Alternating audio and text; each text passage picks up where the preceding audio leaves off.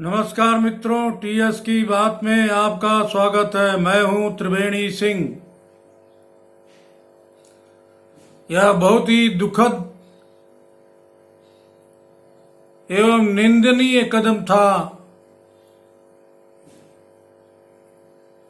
कि पंडित जवाहरलाल नेहरू को प्रधानमंत्री बनाने की पहल किया गया।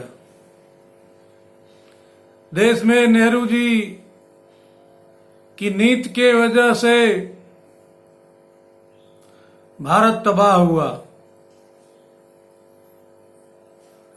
अब स्वाभाविक है कि आप प्रश्न करोगे या जानना चाहोगी वह क्या कारण है जिससे देश तबाह हुआ। सबसे पहला कारण है कि नेहरू जी महाराजा हरि सिंह द्वारा अपनी रियासत को भारतीय गणतंत्र में विलय कर दिया था, लेकिन जब पाकिस्तानी गुरिल्ला कश्मीर को हड़पने के लिए लड़ाई लड़ रहे थे तो नेहरू जी ने इस मामले को यूएनओ में ले गए। यह सबसे बड़ी गलती थी।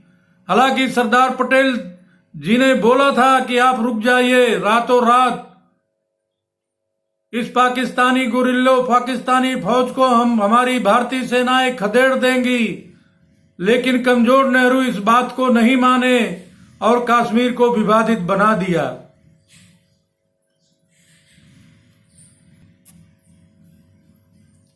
इसके बाद कश्मीर की जड़ में एक नया विवाद धारा 370 और 35 से जोड़ करके कर दिया। इससे भारतीय सेना को बहुत कुर्बानी देनी पड़ी तथा डिफेंस बजट बढ़ गया।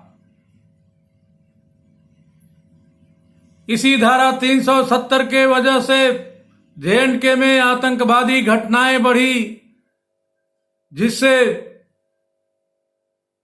कश्मीरी हिंदुओं का बड़े पैमाने पर नरसंहार हुआ, उनके साथ बलात्कार हुआ तथा उनको वहां से घाटी से भागना पड़ा और अपने देश में रिफ्यूजी के तरह से रहने के लिए मजबूर होना पड़ा। दूसरी बात, नेहरू जी ने देश की रक्षा के लिए कोई भी कदम नहीं उठाया। सेना को रक्षा उपकरण तथा बेसिक अम्यूनिटी तक नहीं मुहैया कराया, जिसके कारण हिंदुस्तान को 1962 में भारतीय सेना को चीन के हाथों करारी हार का सामना करना पड़ा। तो देश के बड़े भूभाग पर चीन ने कब्जा कर लिया।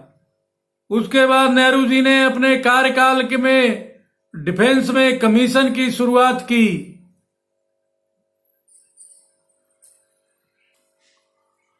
जो भविष्य में एक बहुत बड़ा भ्रष्टाचार का साधन बन गया। इस तरह से शासन दल के नेता भ्रष्टाचार करते रहे। जो पैसा देश के विकास के लिए खर्च होना था वह सब भ्रष्टाचार की बेदी पर चढ़ गया। रोड, नहर, स्कूल, हॉस्पिटल तथा अच्छे स्कूल नहीं खुल पाए। मेडिकल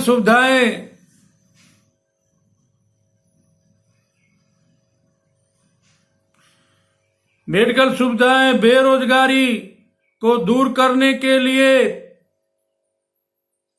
उपाय पर कोई ध्यान नहीं दिया गया।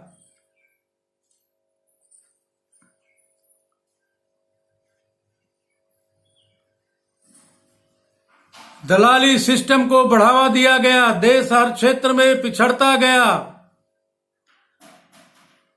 लोग गरीब होते गए। गरीबों पर खर्च होने वाले पैसे को कांग्रेसियों ने अफसरों के माध्यम से खूब लूटा। इस कार्रवाई में अधिकारी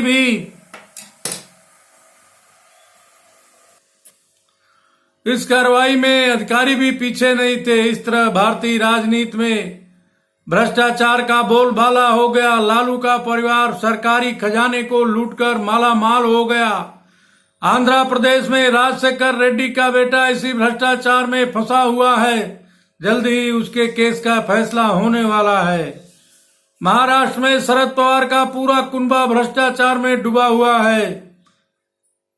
इसके अलावा उनके पार्टी के बहुत सारे नेता जैसे अनिल देशमुख एवं अन्य मंत्री जेल में हैं, जबकि शिवसेना भी इस बीमारी से ग्रसित है। उसके पार्टी के बड़बोले नेता संजय राउत भी भ्रष्टाचार के जद में आ गए हैं। यूपी में मायावती और मुलायम सिंह का परिवार भी भ्रष्टाचार में फंसा हुआ है। यह सब काली करतूतें मोदी जी के प्रधानमंत्री बनने के बाद मीडिया में आ रहा है। इस तरह से अगर देश में सर्वे कराया जाए तो 80% MP MLA भ्रष्टाचार के माध्यम से कमाई कर रहे हैं। देश अभी प्रदेश विकास की दौड़ में पिछड़ रहे हैं, जबकि राजनेताओं की कमाई में 200% तक का उछाल है। सबसे चिंतनीय बात यह है कि अब DM, SP, DIG जैसे रैंक के अधिकारी भ्रष्टाचार में सम्मिलित पाए जा रहे हैं। जिसको सुशासन चलाना है, जिसको जनता की रखवाली करनी है, जनता की समस्याओं का निवारण करना है, वही भ्रष्ट होते जा रहे हैं। तो जनता को कहां से राहत मिलेगी? मोदी और जोगी सरकार, उनके खिलाफ कानूनी कार्रवाई,